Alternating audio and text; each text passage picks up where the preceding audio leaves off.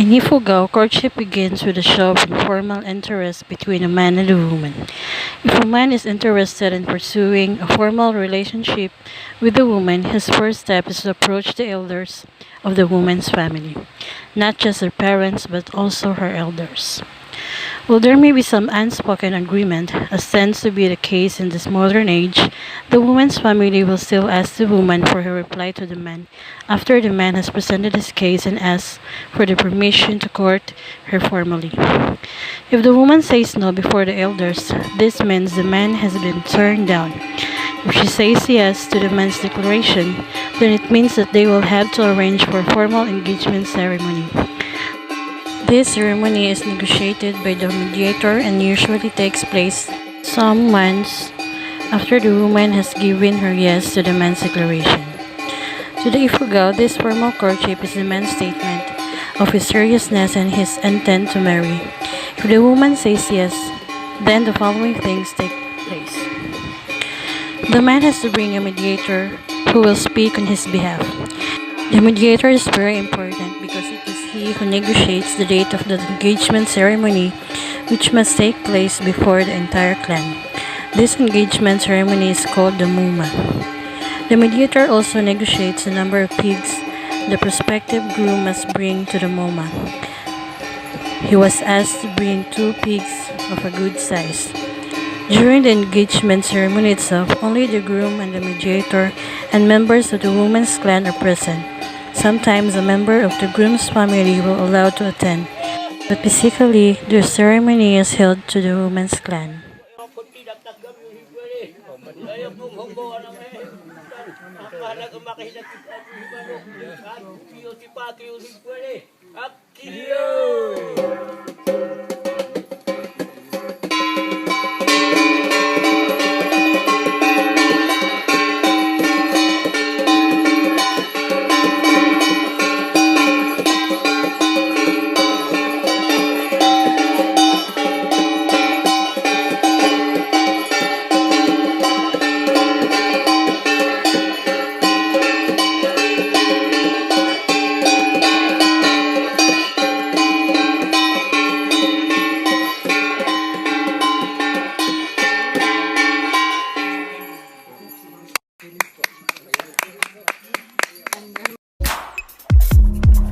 Palawan is the 5th largest island in the Philippines and is home to numerous indigenous groups including the Mulbog tribe, also known as Madibugan or Malibugan. The Mulbog inhabited the Balabac Island located in the southernmost tip of Palawan. They are part of the Muslim minority in the Philippines that is made up of 13 ethno-linguistic groups. Prior to the arrival of the Spaniards, the Mulbogs were already settled in the island and were earliest inhabitants of Balab. One famous Mulbog tradition is the dance ritual for offering, healing, and prayer. It is performed during weddings or Thanksgiving celebrations to appease the gods.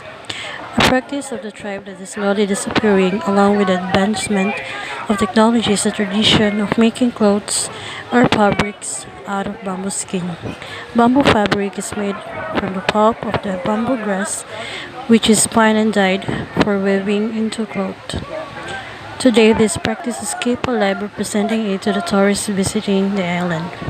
Although Palawan was primarily inhabited only by 3 groups of indigenous peoples, it has become a major destination among settlers by the 20th century. Muslim inhabitants such as the Usug and Jama Mapun, who originated in Mindanao or Sulu, made the island their home.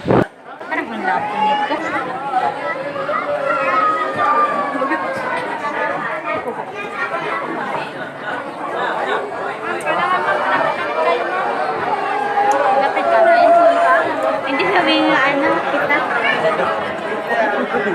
Mamaya. Bidok. Suot na pagkoy.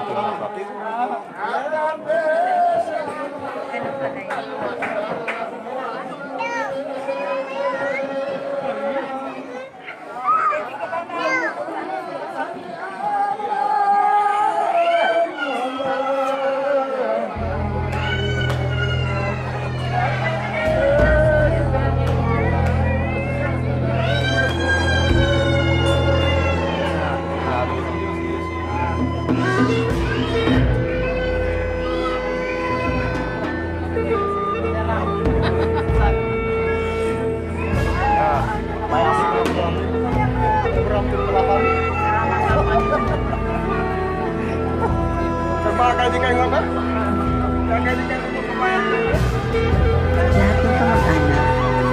ay hahalik sa bagong kasal.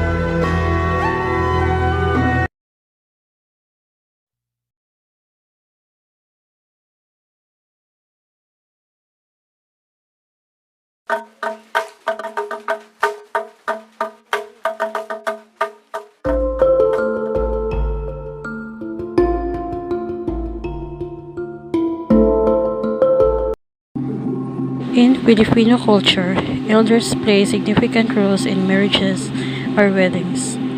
From the choice of venue and date to the list of sponsors, the opinions of elders are most always given due importance. In some cultures, even the choice of partners lie on the choices of the elders. With the manubos, for instance, the elders in the groom's family decide whether a bride is acceptable. A proposal is then sent to the paternal uncle for the marriage. The bride-to-be's family then asks for the bride wealth, which could be paid with money, land, animals, or precious stones. If an agreement is reached, the wedding ceremony is formally started. The groom's dad or spokesperson offers a kagon composed of a plate, a threaded needle, string of beads, and a piece of coin to the bride's dad. He also offers a London or any property of value. It is heard that the two datos set a date for the wedding.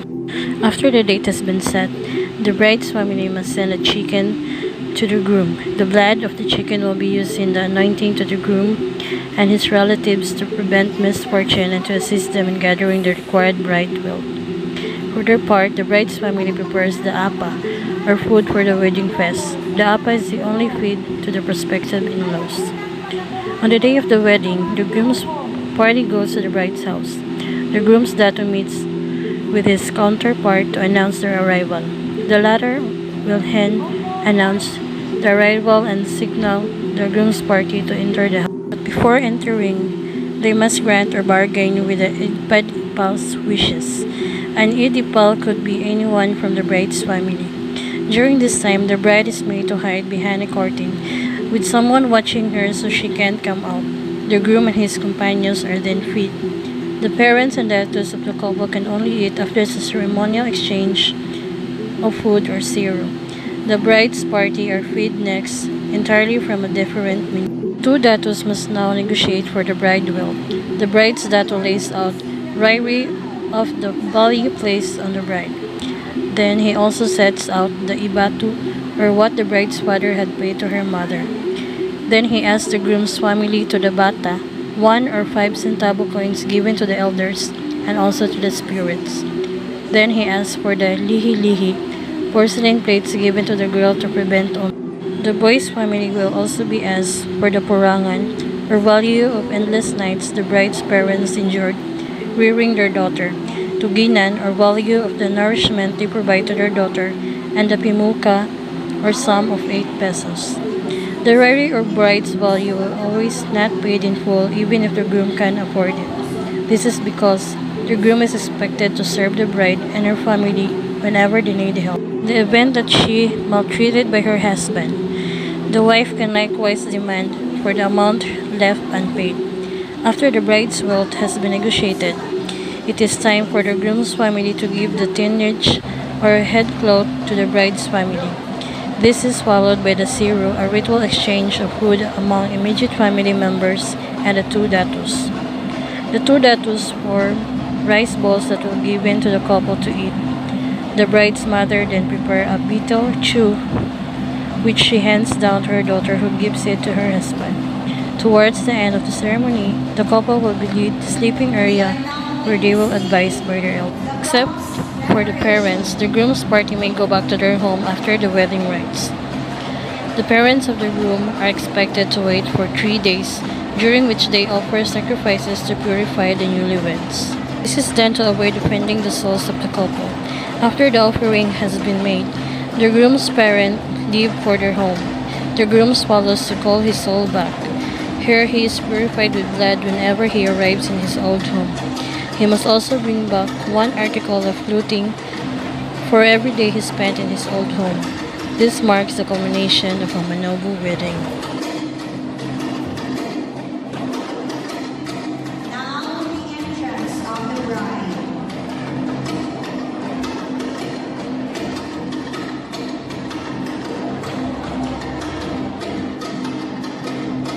Together with her parent. Next is the entrance of the groom.